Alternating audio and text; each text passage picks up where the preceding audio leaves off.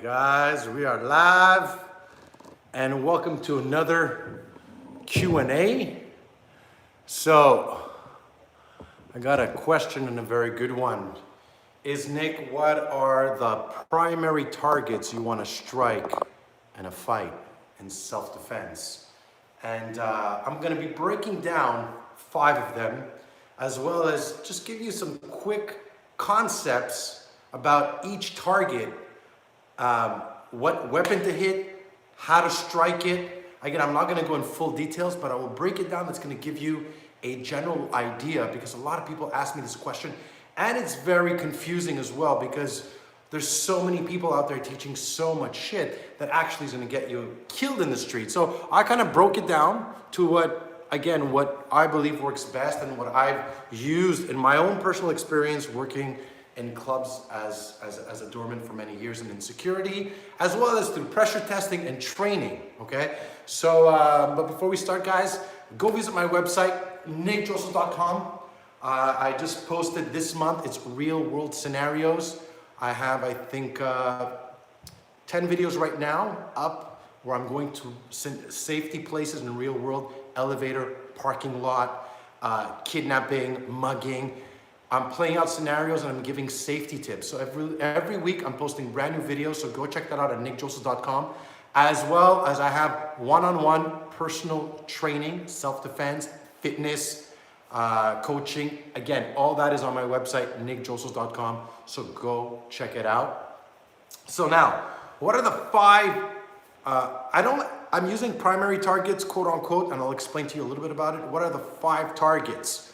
1, we have the head. What I like about the head is one of the principles I teach is aim big and hit big, which means if I palm here, here, here, here, if I elbow here, here, here, here, if I hammer fist here, wherever I'm hitting, right, I'm striking the head. So use your biggest weapons and hit the biggest target, which is the head. Again, this is gross motor skills. So when you're in a fight or flight and you just start striking, it's not as easy as you think to go into the eyes or be able to get that perfect body shot or strike that throat. When you're right in there, the objective is for you to hit as fast and as hard as you can. So the first one is the head, meaning hit it, smash it, snap it, whip it, just make it rattle. This is the best way to knock somebody out, okay?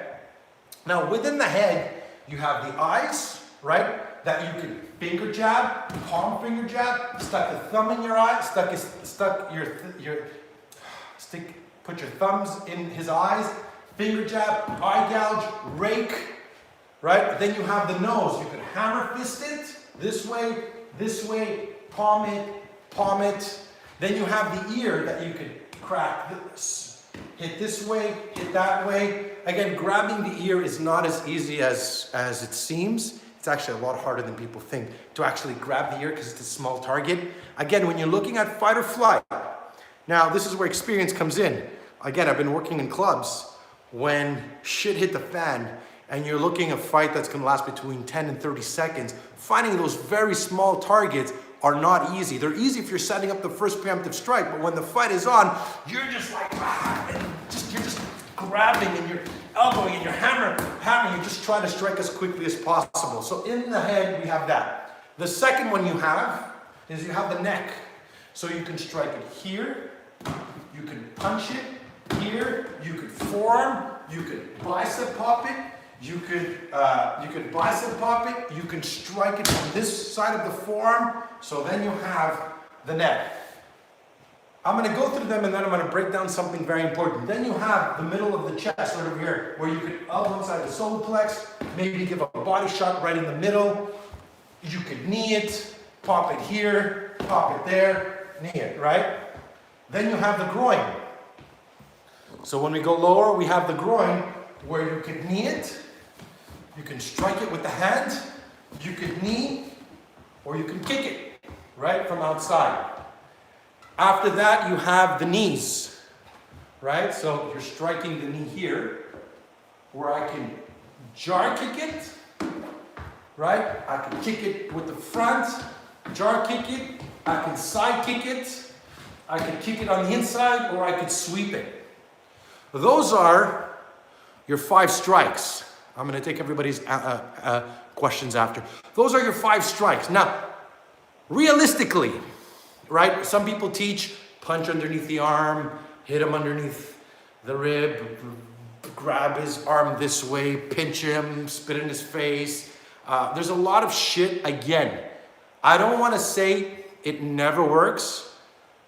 I've never used it, not even in terms of training, because when I pressure tested full out scenarios and I know how fast fights happen, and look, I never saw that clarity and precise moment to be like, oh, let me punch him inside the arm.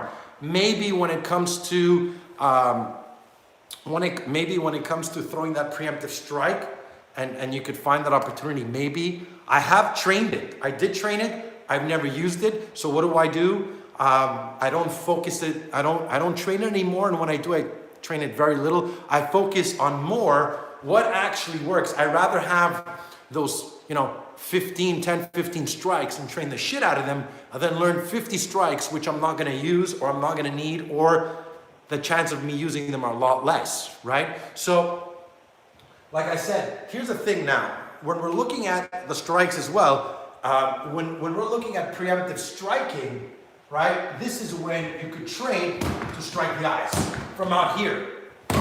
That first strike, what I like about striking the head is that I train that first strike, right? If I'm here,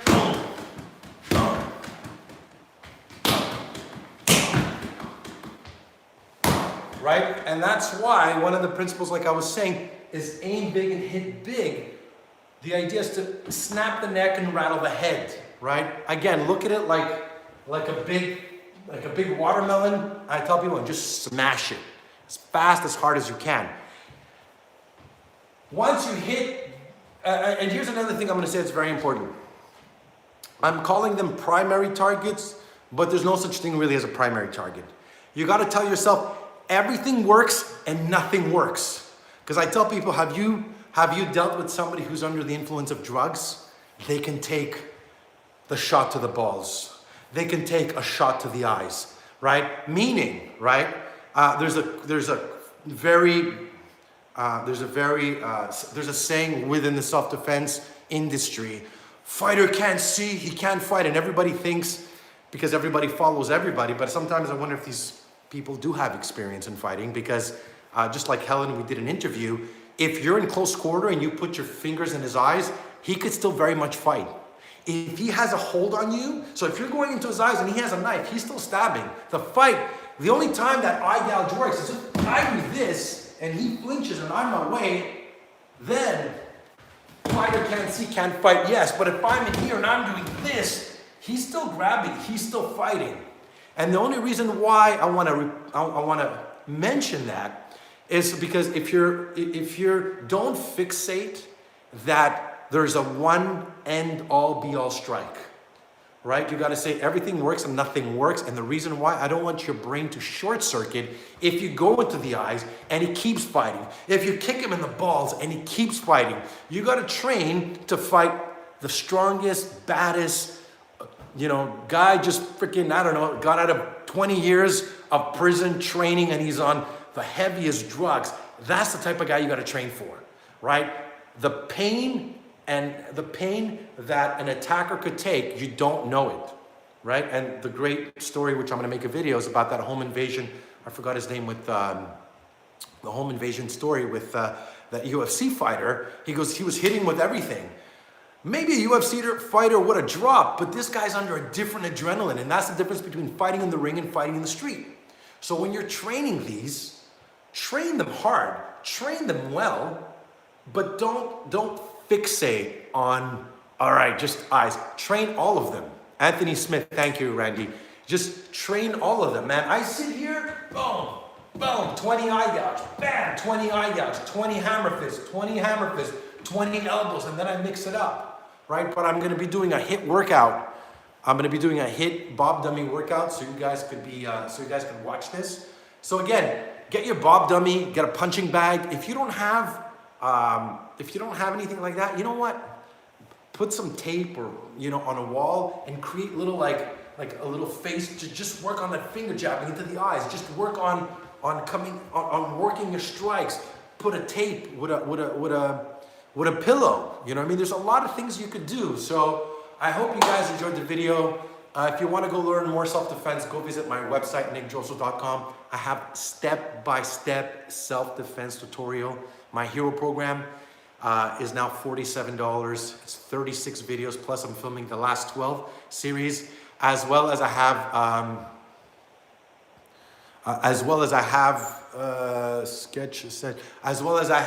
my combat conditioning, brand new fight analysis. What else do I have in there? Access to my seminar, my webinars, women's self-defense, tons of content, as well as some one-on-one training. If you guys want to train, go check it out at nickdrossos.com. Guys, make sure to like, subscribe, and share the video, guys. Stay safe.